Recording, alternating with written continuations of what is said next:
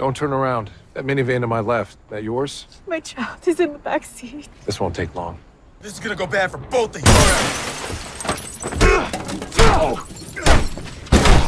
Want to see your mom? It's okay. It's okay.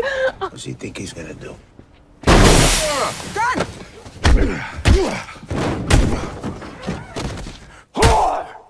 Where is she? The series begins with the strongest man named Jack Reacher, who is at a thrift store. He gives his old clothes to the shop lady and wears new ones. The price is $20, but Reacher points out a 50% off sign, so it should be $11. Yeah, Doug was supposed to take that down a few days ago. It's $22. I'll leave you my passport so you know I'm not running off. Don't care if you do. Sorry, I have to make another withdrawal. Don't turn around. That minivan to my left, that yours? My child is in the back seat. This won't take long. This is gonna go bad for both of you. Want to see your mom? It's okay. It's okay. Wait, who are you? Someone who prefers not getting involved. Here's 30. Need a new jacket. What's wrong with the one you just bought? It has blood on it. He also asks to use her phone because he got a message from a friend. He calls Francis Neely, who was in his old military team, the 110th MP Special Investigations Unit. The message on the ATM receipt was a secret distress signal from her. She tells him that their teammate, Calvin Franz, has been eliminated and he needs to come to New York. We then move to a flashback scene in Virginia, which was years ago. He sees Franz handling a situation calmly and decides he is a good fit for his team. Got a decent head on you. Might come in handy. What the hell kind of unit did Major Reacher put together here, huh? And who are you besides a guy who talks too much? David O'Donnell. Lowry won the Army marksmanship competition 6 times. And why'd you grab a bunch of people with no police experience, Major Reacher? Reacher. I need special investigators. Straighten up these boxes, move these old tanker desks in the middle of the room. You don't have to call me Major, but you do have to move your ass when I say so. Get to it. You think we're actually gonna be able to work together? No idea. Reacher meets Neely at a coffee shop in Williamsburg, New York. She already ordered him food and a drink. She is now a private investigator and shows him files about Franz's murder. Franz went missing a week ago, and his wife Angela told Neely that they had a son too. Reacher looks at the photos and says Franz was tortured and thrown out of a helicopter. Neely says she tried calling other teammates, but no one is answering. Reacher says they should handle this, not the police, and suggests they visit Franz's widow. It's not your fault. I know. He wasn't just murdered. He was tortured. Checked out of a plane. He'd bang into the wing or tail. There'd be perimortem injuries in there aren't. He was thrown from a helicopter.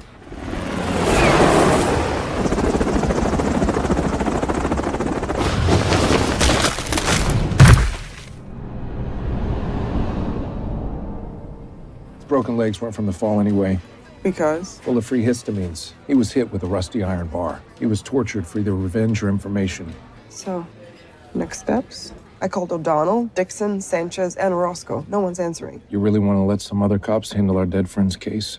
Let's go see Franzi's widow. She just met up with the big one. Reacher and Neely try calling David O'Donnell, but get no answer, so they leave a message. Then they go to Franz's house, where his son Mikey is watching TV. His mom tells him to go draw in the kitchen, and then Reacher asks her to explain what happened. Franz's wife tells Reacher and Neely that Franz was working as a private investigator. He left for a job, and when she came back, the house had been broken into. She does not know what cases he was working on because he did not bring work home and had stopped taking risky jobs. She gives them the keys to his office, thinking they might find something there. Were any other members of the 110th working with him? I don't know. Maybe there's something in his office. You do not mess with the special investigators. Your daddy teach you that? And this guy right here, he wanted your dad to be part of the 110. He saw a man who stayed cool when things got heated. Okay. I'm pretty sure that black sedan halfway down the street was outside the diner, too. The ID Neely is checking in under the name Sarah Connor and... Let's keep an eye on that hotel. And them.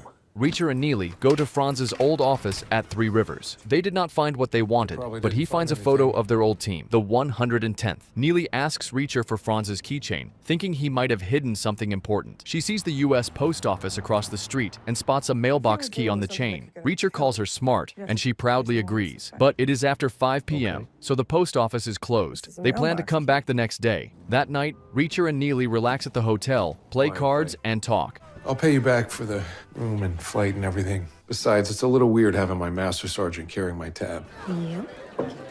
And here you go. Enjoy. Here's to a lively bunch. Well, I think after this round, I'm gonna head back to accounting. If you don't mind me asking, who directed you to field this team, sir? You're not supposed to be drinking in uniform. We were drinking. Then you interrupted us. People leave me and my pals alone. I leave them alone. They don't. I don't. Now, it's either she leaves or we drag you all out by your asses. I promised my mother I'd give dumb guys like you a chance to walk away. We got 12. You got 9. You're at least 3 short.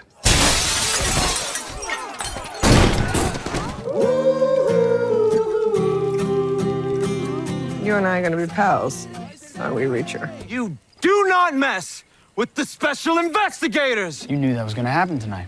I know they can all work together. Okay, guys, 4 seconds. Oh, take it easy on your osteoporosis. Get back to strumming, baby. Freebird! Hey, Reacher. They tossed me from a helicopter, Reacher. What are you gonna do about it? Meanwhile, a well-dressed man arrives at the airport. He says he is just sightseeing, but later burns his fake passport in a bathroom. Reacher and Neely go to the post office, thinking Franz hid something in a deposit box. Neely distracts the clerk by pretending to love stamps, while Reacher secretly checks boxes with the key. An old lady sees him and warns the clerk, but Reacher finds the right box just in time. They grab the mail and leave. Inside the mail, they find a flash drive but cannot open it, as Neely's laptop does not have the right port. Reacher says they need a gun first, but he wants to stop at a church. At the church, Reacher tells the priest he is looking for his cousin who is a drug addict. The priest gives him a location, but warns it is very dangerous. But you gotta have a death wish to walk in there alone, son. I have righteousness on my side. I'll get you back tomorrow. This ain't no furniture warehouse, man. Cocaine, oxy, meth.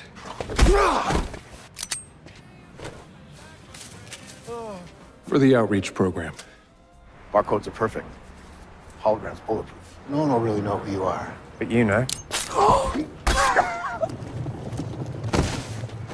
Back at the hotel, Reacher finds Neely. Their room is trashed. O'Donnell suddenly shows up and says it was already like that. He is upset about Franz and says who they are going to eliminate over it. While guessing Franz's flash drive password, O'Donnell suggests it might be Reacher, and it works. The smart man books a flight to Denver under the name Andrew McBride, one of the names on the drive. Just a list of names, all starting with the initials AM. Keep the same initials so your signature never has to change.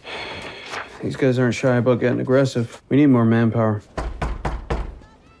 Yo, Carlo! Your mom says you gotta be home for dinner! Swan would never let a dog die of thirst. Swan's dead. We can't get a hold of the other team members either.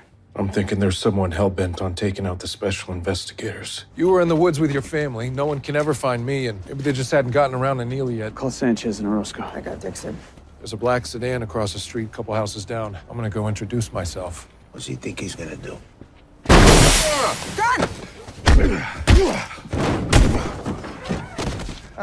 Fellas, this was his gun. Hey, don't look at me.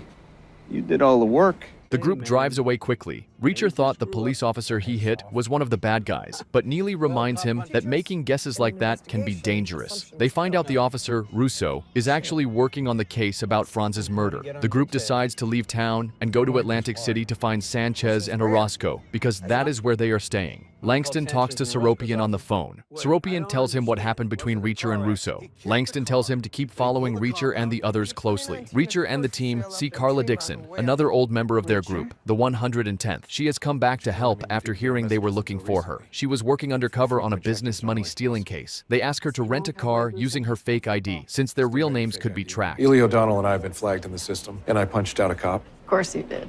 You do not mess with the special investigators. Make sure you get in. SUV.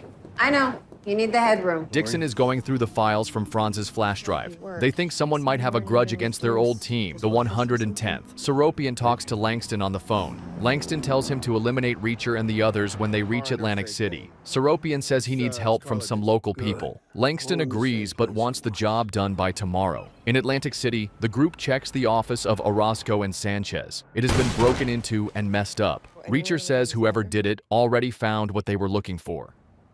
Am I the only one of us that doesn't have this photo? Hard to hang a picture on your wall when you don't have walls. Anything worth finding, they already got. Where's your next? We're going to the Lucky Lounge. You two stay here. Both look like cops. Hey, is this woman working today? Take her back to the office. She's doing the books. Isn't that the girl from the photo? This is as far as we're going. You somehow got the...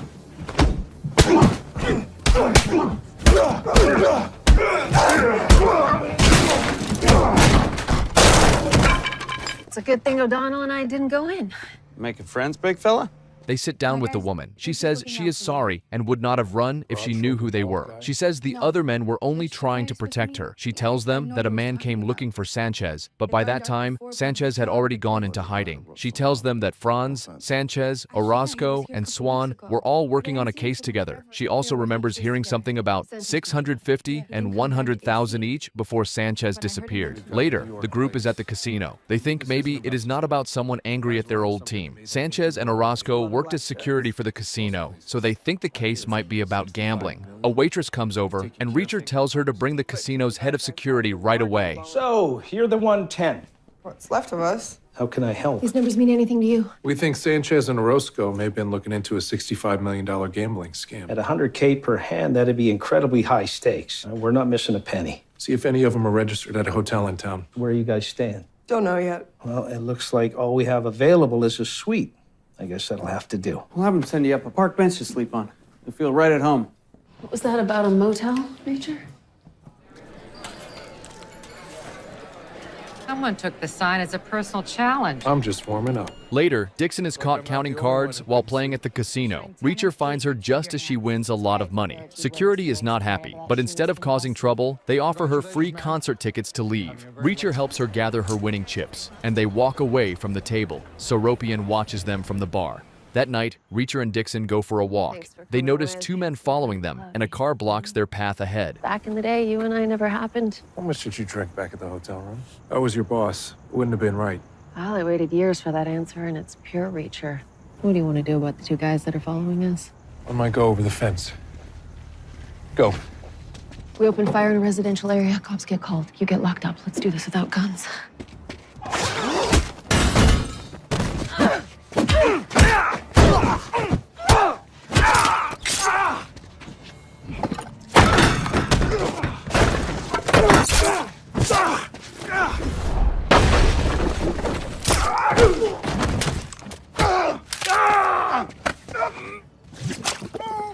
Damn, Reacher.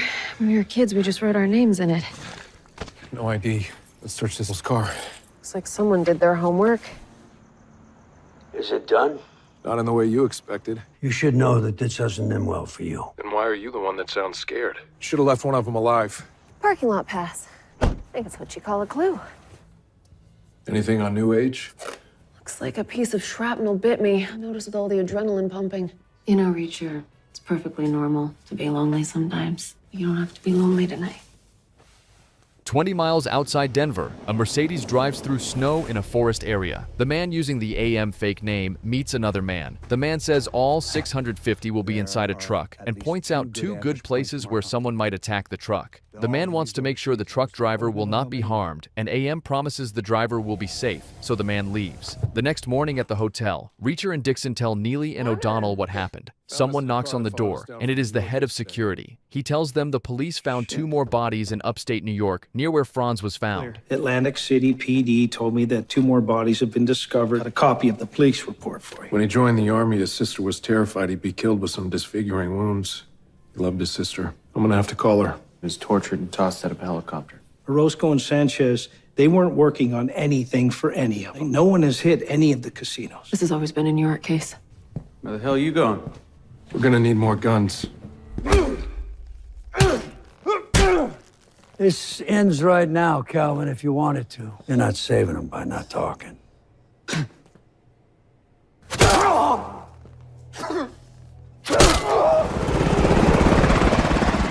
You talk, or you fly. What the big guy's gonna do to you? Big guy? Who the hell was he talking about? I'll take the 17, 219s, that Beretta. I like my Glock 17. That is a Glock 17. I don't know, Reacher. You okay with staying somewhere so fancy? Wake me up if something happens. Whoa, you taking a nap right now? I'll pay you back the bail money. Don't forget the room. How can I be of service? You went to law school, right? This guy's my lawyer. Good for you.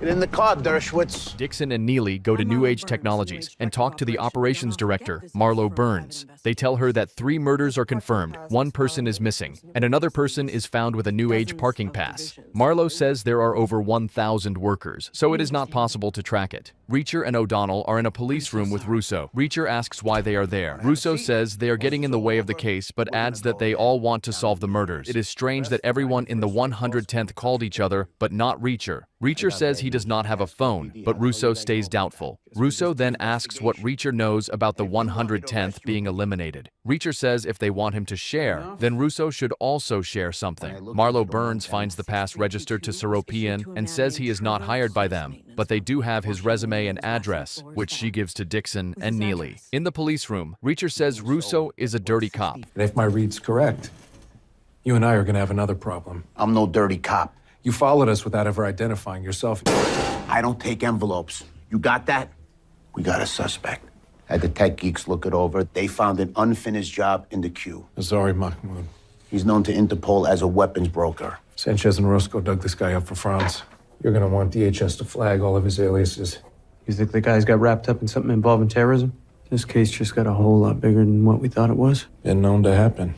Dixon and Neely look at 7 pages filled with numbers they found during the case. Each page has 26 or 27 number entries. Dixon figures out that each page stands for a month, with each number showing data from a working day, 6 days a week. 1 month has 27 days, likely because it starts or ends on a working day. Over 7 months, something happens 9, 10, 12, or 13 times each day. The first month shows good numbers, but by the 7th, the numbers are very low. Dixon wonders what kind of event or task is being counted so often each day. Neely does not fully understand Dixon's logic, but she trusts her. The real mystery now is that what exactly they were tracking, and why did it drop so badly. AM books a flight from Denver to JFK, and they plan to catch him when he checks in. But AM gets suspicious when he reaches the airport. He knocks over a person's suitcase, thinking they are watching him, and sees the suitcase is empty. This confirms someone is after him. He leaves the airport and calls Langston, saying there is a delay, but he will still complete the deal. AM asks Langston if he has ever done a deal like this for the kind of product they are buying. Langston says no, and asks how AM will get into New York without an ID. AM says he will manage it. Reacher calls Seropian's neighbor and says he finds a wallet on the street and wants to confirm if Seropian still lives at the address they have. She says yes. The group plans to check the house, but Reacher says they should stop at the hardware store first. Should we go see what we can find?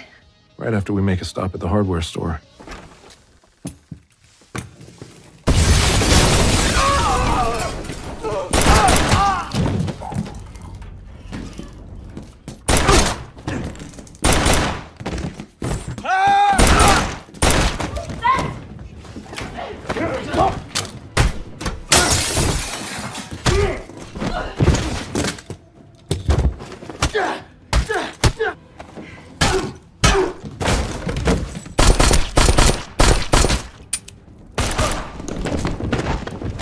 Okay, upstairs.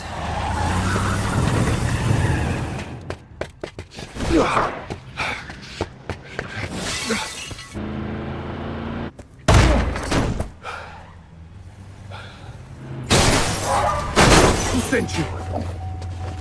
Who sent you? Are you having a heart attack?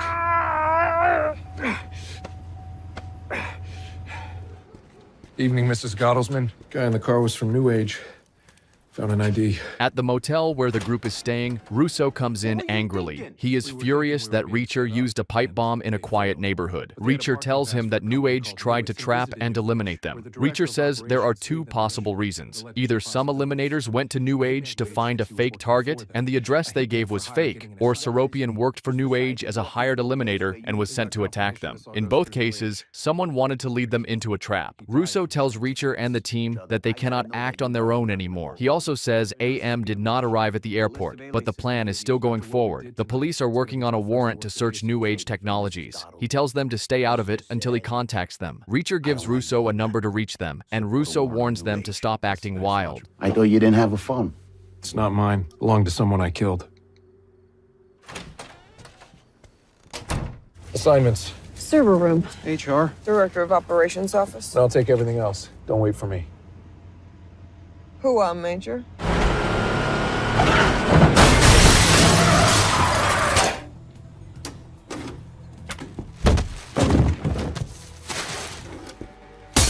But he said not to wait for him. I don't want to go either, but I don't defy an order from Jack Reacher. Hey! Stop! Can't believe you were gonna leave me. Dixon. Yeah.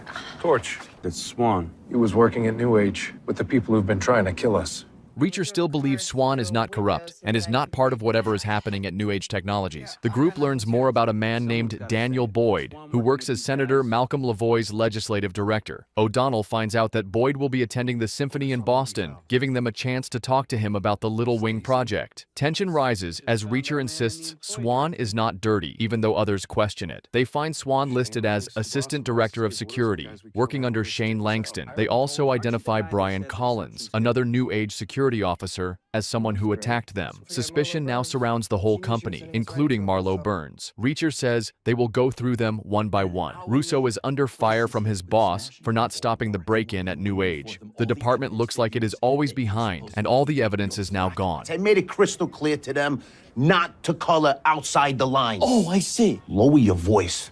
Lower my voice? Would you please go and find out what they learned?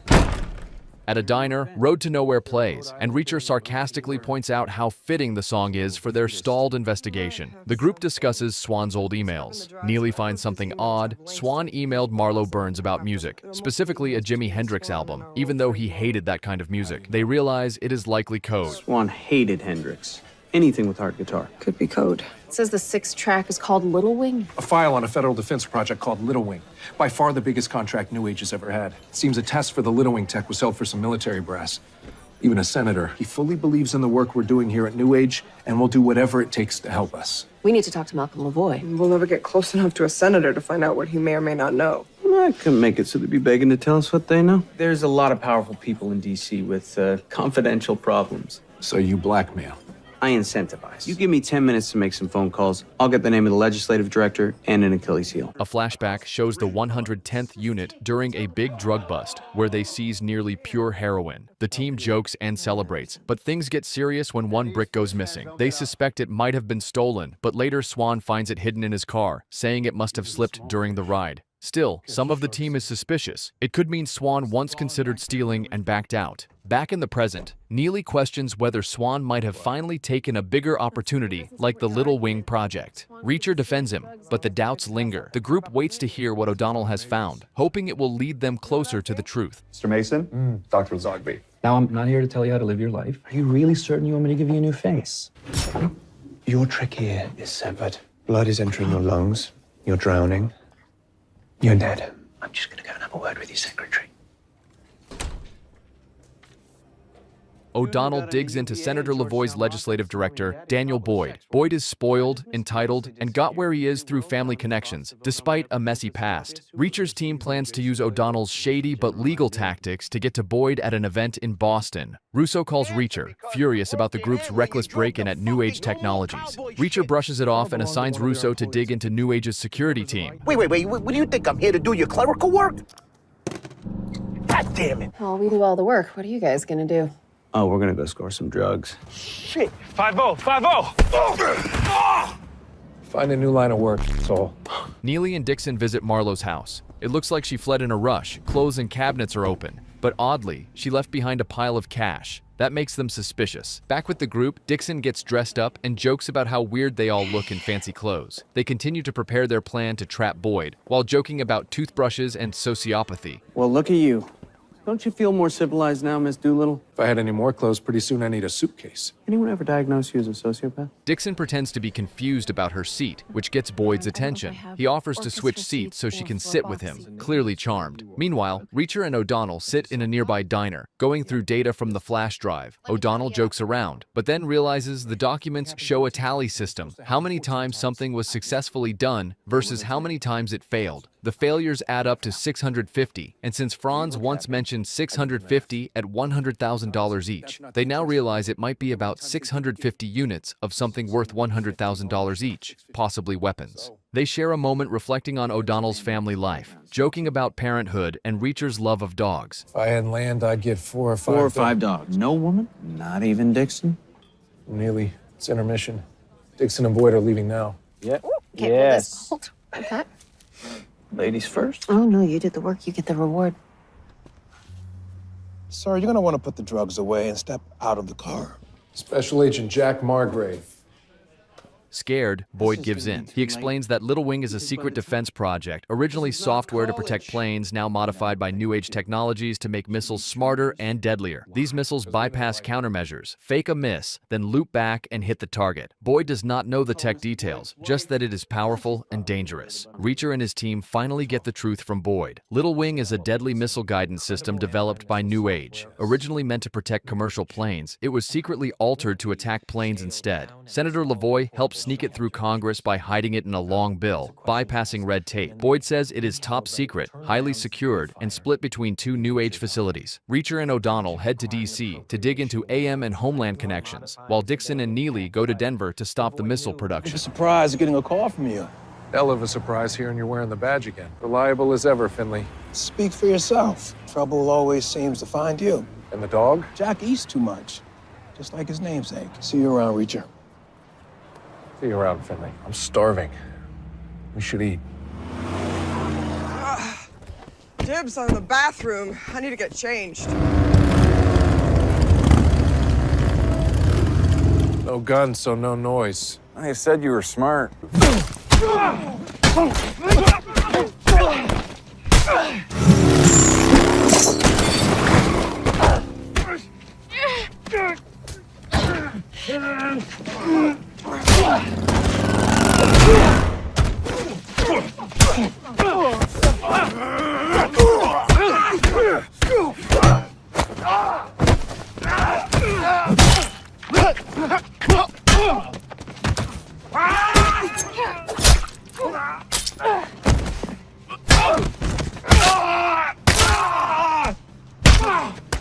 Everyone okay?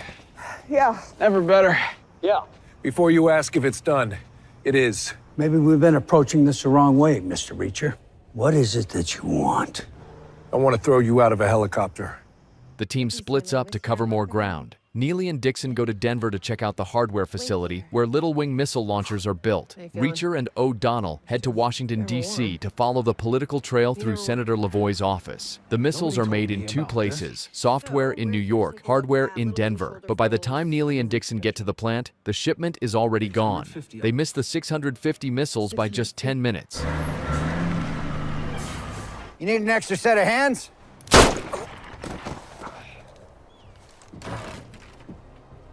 We're in business. GPS tracker did the job.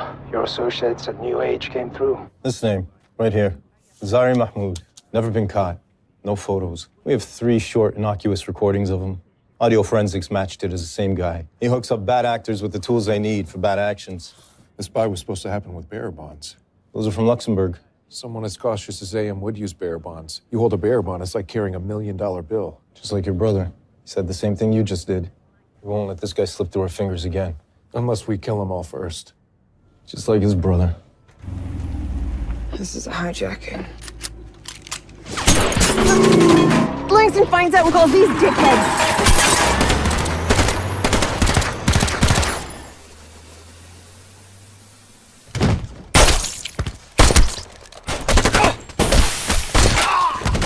Do me a favor, grab the manifest. We need the license plate off of it. The team also finds out Tony Swan authorized the missile shipment using a digital thumbprint, which is nearly impossible to fake. Reacher starts to doubt him, but it turns out Swan might be undercover, wearing a wire to expose New Age. Reacher warns the team that things are about to explode. He is ready to go full force if needed. Reacher is approached by Senator Lavoie's men, but refuses to go with them until they say please. Meanwhile, the buyer of the missiles complains about delays, but is assured the deal will go through. The meeting point is French Lick, Indiana. The villains are confident their plan will succeed and that Reacher's team will be eliminated. Reacher is taken to a secret meeting at the zoo, where Senator Lavoie explains he chose the location for privacy. Lavoie acknowledges Reacher's past, including his military record and the Margrave case, and admits he needs Reacher to help destroy the people behind the dangerous Little Wing technology before it falls into the wrong hands. Lavoie explains terrorists are targeting the Little Wing tech. He admits he bent rules to speed up development, claiming it was for national defense, not just profit. He offers Reacher full support to destroy everyone involved, promising that no one will ever trace it back to Reacher. In Lavoie's view, it is a win for them both. People who want this weaponry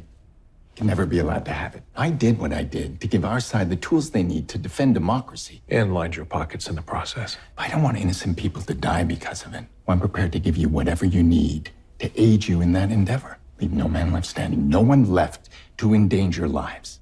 And then you can disappear again. Shortly after, he gets a call that Franz's body has been released and the funeral is set, so the team heads back to New York. Meanwhile, they discover the truck from Denver had its missile cargo swapped with crates of bricks to match the original weight. The decoy shipment was meant for an army base in South Korea. If it had arrived, no one would have realized the real missiles were stolen until it was too late. It was a smart plan, likely involving a private plane flying the weapons out overnight. The truck was later found abandoned in a field. The team suspects the real missiles are heading to New York. Since New York's skies are watched closely after 9/11, Reacher guesses AM would fly them into a small airstrip in a nearby quiet area like Pennsylvania or New Hampshire, then drive them into the city to load the Little Wing software. Time is running out, and when the money exchange happens, AM and the eliminators of Reacher's friends are expected to be there. You need anything, you call me, day or night.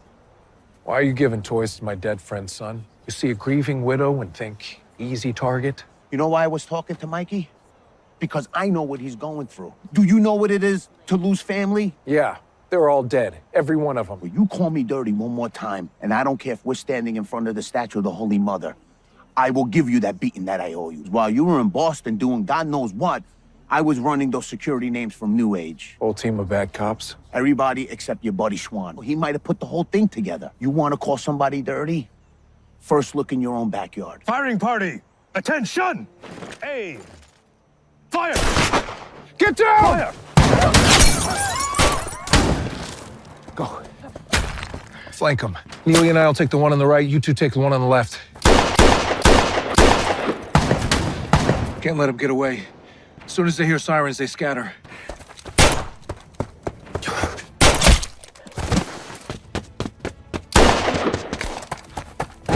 Get in! Russo, it's the pedal on the right. Let me do my job. Hey, hey!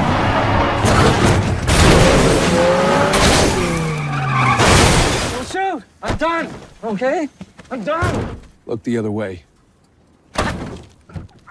I'm not going to waste my time with enhanced interrogation techniques. Talk now. Okay.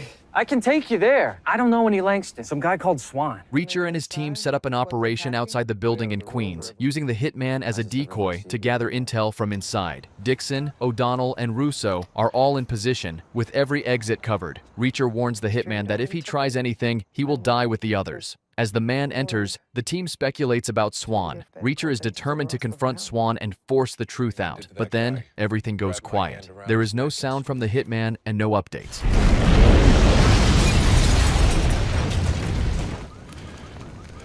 The bomb squad confirms it was a tripwire, showing the attacker had military-level eliminators. The goal was to eliminate Reacher's team and cover everything up. Only one body is found, and Swan remains missing. Later, police find Marlowe's abandoned car, but she is gone. Reacher skips the search to talk to someone important. One teammate jokes that he is like the tough detective in every crime movie. Before disappearing, Marlowe bought food, a drink, and a burner phone with cash, while her daughter played on a Nintendo Switch, which was seen in store footage. The team uses this clue to return to her house and find the gamertag Plain Jane 777 to track their location. Switch from the suit. Need new gear. Hello, officer. This is my vehicle. Is there a problem? Pennsylvania doesn't permit objects to hang in the rear view. Maybe you can find the grace to give me a pass on the ticket. If I could have your license, it'll take me maybe 2 minutes to run it, and then you're on your way. Okay, Doc. We'll have you out of here shortly. Atomic Fall? Juggle the Jungle. Billion-dollar company. You gotta be shitting me. Like a first-person shooter. I am a first-person shooter. Reacher goes to sleep and Dixon arrives undressing herself to release some stress after all they've been through. She jumps on Reacher and they have fun. Russo confronts a former mentor who admits to betraying Reacher's team in exchange for money from Langston, justifying it by saying the real danger lies abroad. He says it dishonors the NYPD and the memory of people lost in 9/11. When offered a bribe to stay quiet, he refuses and says the older man never really knew him or his father. When they make an offer, it's not a suggestion. It's not a request. It's an order. What if you wake up a few months from now and it's raining plane parts in Los Angeles, Chicago? They paid me, they'll pay you. Take the goddamn money. You didn't know my father, and you sure as hell don't know me. Dixon says when the time comes, she will be the one to take down Swan. Then O'Donnell gives good news. Jane just logged in to play a game, and her location has been tracked. Meanwhile, Marlo and Jane are hiding in someone's home. Marlo feels guilty, but the man comforts her, saying he understands. Then he notices the sprinklers are on and steps outside. Reacher grabs him and threatens to stay quiet. O'Donnell is nearby, keeping Jane distracted with video games. Marlo is questioned by Reacher, demanding to know why she sent his team into an ambush. She says she didn't know it was a trap and blames Langston, the head of security, for telling her to give that address. Dixon reminds her that she smiled when giving the location and says either she was tricked or helped plan it, then ran away and used Chad to hide. Marlo insists she was not involved knowingly. Reacher asks if Langston is the real leader behind everything. Marlo says no and insists Tony Swan would never do anything wrong. She says she trusted Swan and hired him because Langston's team was full of close friends from the same police background. Swan found strange failures in Little Wing chip testing. The company ignored the issue to stay on schedule, but Swan believed someone had rigged the system to mark working chips as defective. Marlo says there were too many engineers to know who did it, and that top managers were unaware. Langston once joked that everyone was too focused on money to notice anything wrong. Reacher guesses 650 chips were wrongly marked, and Marlo agrees. She told Swan to report to Langston, not knowing he was part of the problem. Swan kept investigating and brought in Reacher's team to help, but then vanished. Reacher's team later learned Swan was still signing off on shipments, meaning he is likely alive but being used as a scapegoat. Marlo says Langston gave her money to keep her quiet after Swan disappeared. She says she could not refuse, because Langston is dangerous and controls gangs, eliminators, and criminals who do his dirty work in cities like Boston and Atlantic City. Marlo says Langston scared her by threatening her and her daughter with terrible things, which made her run away. She knew that once Reacher's team got involved, Langston would see her as a problem and try to eliminate her. Neely says that whatever Langston is doing to Swan now, they will make sure he suffers worse. Those two women who came by asking about Seropian, they brought a couple of friends to track me down. Now, what did I say to you when I brought you into this thing? I have to keep moving. Okay. Where could we meet? Making house calls now? We're luring Langston in to take him out. Marlo's the lure. Need someone to watch the kid. I saw what you did for Mikey in the cemetery. I know you do the same for Jane. Reacher and Neely know the plan is dangerous because they are using Marlo as bait, but they prepare her carefully and tell her to run when Reacher gives the signal. Meanwhile, Russo tries to keep Jane calm in the car, but they are suddenly attacked by gunmen. Russo tells Jane to stay low and calls for help, unsure if Marsh or Langston is behind it. At the same time, Langston realizes it is a trap and orders his men to grab Marlo and eliminate Reacher. Just stay down. It's Russo, we gotta go. Wait, what's wrong? That's Reacher, kill him!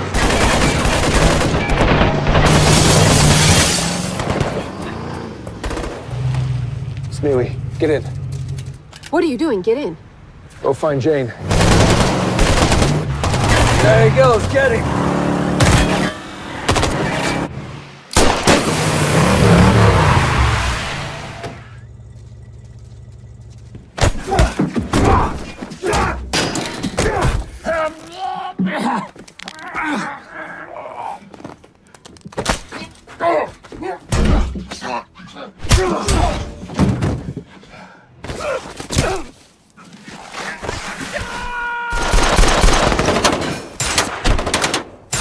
It's just you and me now, Langston.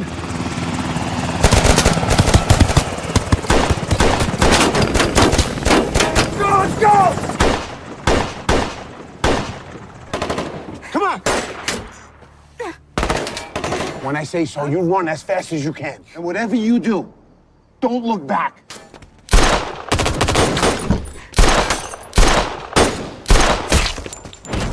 It's not always fair, kid. Call 911! Copy that. The girl. She's okay. She's safe. Ambulance is on its way. Reacher and Dixon plan to send Marlo and Jane far away to a safe place. They send them to a man Dixon trusts named Lee in Buffalo. He is kind and brave, and he promises to protect them. Dixon gives them disguises so no one recognizes them. Reacher and the team then visit Marsh, a police officer who secretly worked with Langston. Russo confronts him about being dirty and dies within hours. I'd say we have a lot to talk about. A good man died in my arms last night. Whatever you do to Marsh, make him feel it. Is that the going price of an honest cop's life these days? I didn't think in a million years that they would kill him. And tell me what I want to know, then use that phone to turn yourself in. You just used up your last bit of goodwill. I need to know when and where that meeting's taking place. Oh, God! Grant would know. Who's Grant? The guy you ran over last night.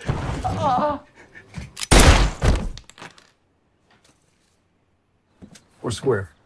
Reacher informs his team that a major drug deal tied to Operation Kite Runner is happening that night at an abandoned military lot. Although taking action could end their careers and reputations, he believes it is worth the risk to stop criminals hiding behind the army. He gives them the option to walk away, but the entire team chooses to stand with him. That night, the team arrives at the location. They catch the drug smugglers off guard, ordering them to kneel and raise their hands. Shit. Don't move! Major Jack Reacher, the 110th Military Police Special Investigations Unit. Neely, Lowry, watch these soldiers. Perhaps you were misinformed?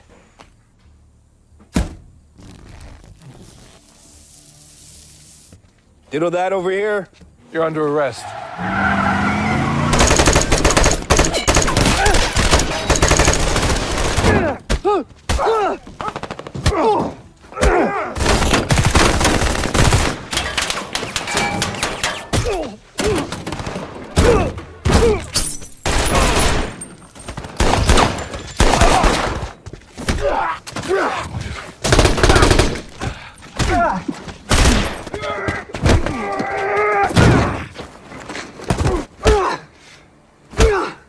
Got a runner.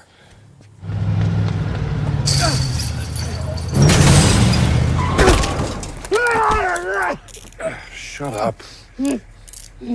Each and every one of you will be disciplined. I told you how I wanted this case wrapped up. Glad I didn't disappoint. You're all hereby relieved of your duty. 1/10, dismissed.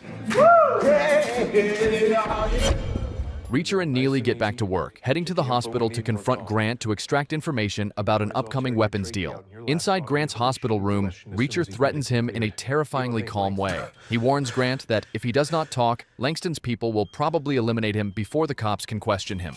Reacher uses both psychological and physical intimidation, including faking a flatline and threatening to rupture Grant's bladder using his catheter to scare him into talking. Grant finally confesses that Langston's meeting the buyer at 5 a.m. the next day, but he does not know the exact location because Langston keeps things secret. Suddenly, Reacher and Neely realize a man dressed in fake doctor scrubs is approaching. A gift from Gaetano Russo. No. Only nurses carry paper tape. Looks like he grabbed what he could and threw it on just like we did.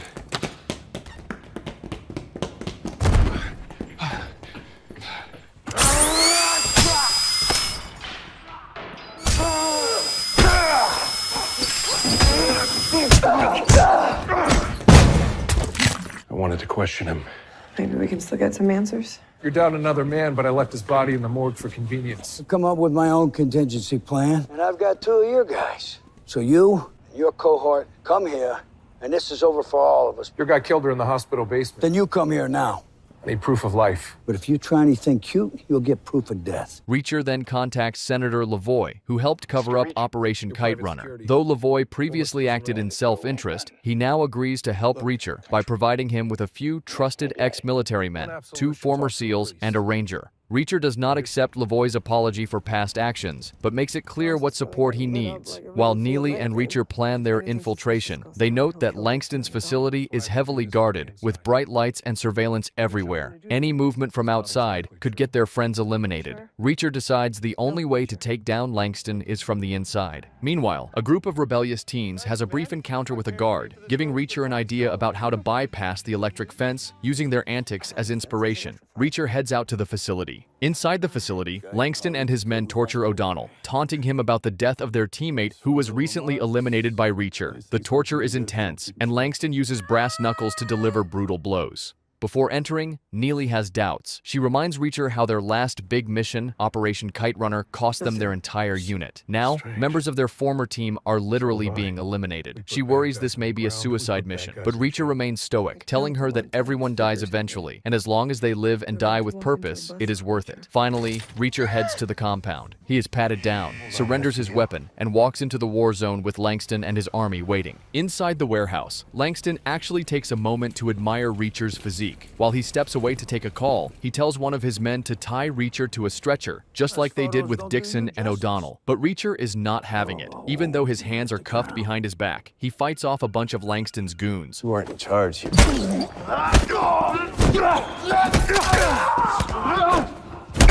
There's only one body down at the coroner's office, and it ain't Neely. She's your last loose end. I don't want to leave anything for ballistics. Dig that slug out of him. Boy Swan started sniffing around. Where is she? I offered to cut Swan in. Where is he? You want to see him? You see, I didn't need all of him to frame him. This reunion's over. I got a meeting with a man that's going to give me $65 million. Realizing that things are falling apart fast, Langston orders his men to wipe all the computer drives in the facility, anything that could be used as evidence. He also tells them to load Reacher, O'Donnell, and Dixon into the helicopters, planning to finish them off elsewhere. His goons manage to get O'Donnell and Dixon into the choppers, but before they can grab Reacher, everything explodes into chaos. Just then, Neely and Lavoie's backup squad launch a surprise attack from both sides of the warehouse.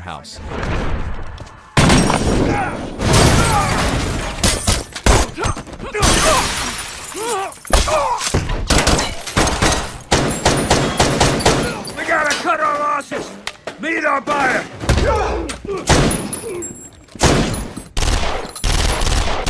It's gonna take a few minutes to warm up first. Go!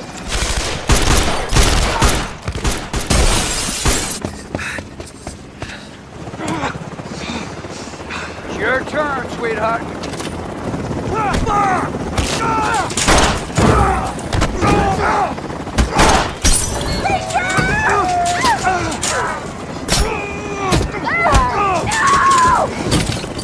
You just don't know when to quit!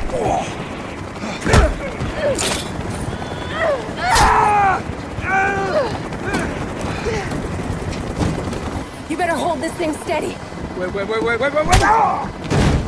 No, don't tell you! Where's gonna leave my mood? Wait, let me tell you something. Let me tell you something. No! They're going to meet one of the New Age engineers at his home. Take us there. Excellent. Langston's already here. Get inside. Your little scientist friend's being held in the barn with the pilot. I understand that you're upset, but I didn't kill your friends. I didn't even know them. Tell us who you're selling the weapons to. Your issues aren't with me. I don't fire the weapons. I'm the middleman. It's the base mindset that a person has to embrace to actually pull the trigger is no better than...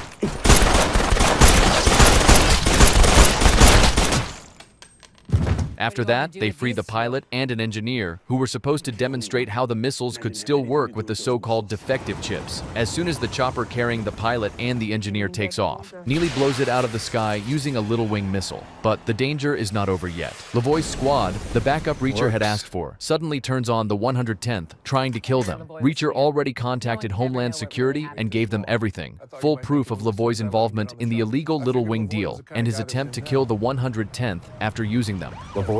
TAC team standing by. Now you might want to do the honors. Is it over? There's just one last loose end that needs tying up. One more thing. Where's the money? What money? Later, the rest of the 110th entrusts Reacher with the money, knowing he will do the right thing. And he does. In a beautiful and emotional montage, we see how Reacher uses the money to help others. He donates to the families of the teammates who were killed. He also gives money to the animal shelter where Swan adopted his dog. He makes sure Neely's father gets round-the-clock medical care, O'Donnell's kids have full support for their education, and Dixon finally has her own security company because, as Reacher says, she should never have to work for anyone else again. Reacher, as usual, keeps nothing for himself, except one thing. He thinks about buying a toothbrush, but Dixon beats him to it and buys it for him. So instead, Reacher uses the money to buy a single bus ticket, one that lets him travel all across the country for a whole year, and that is all he needs. As Dixon and O'Donnell go their own ways, Neely finds Reacher at the bus stop. She tells him he does not always have to be alone. I'm not as comfortable with this arrangement as I thought I was. You need to get better at staying in touch. Yes, Master Sergeant. You refer to the special investigators as your team, but you know we're more than that, right? So where are you headed? No idea. Reacher may travel alone, but now we know he is not without a family, and that everything the 110th fought for truly mattered. I hope you guys enjoyed the recap, and be sure to check out other awesome recaps on the channel. And as always, thank you very much for watching.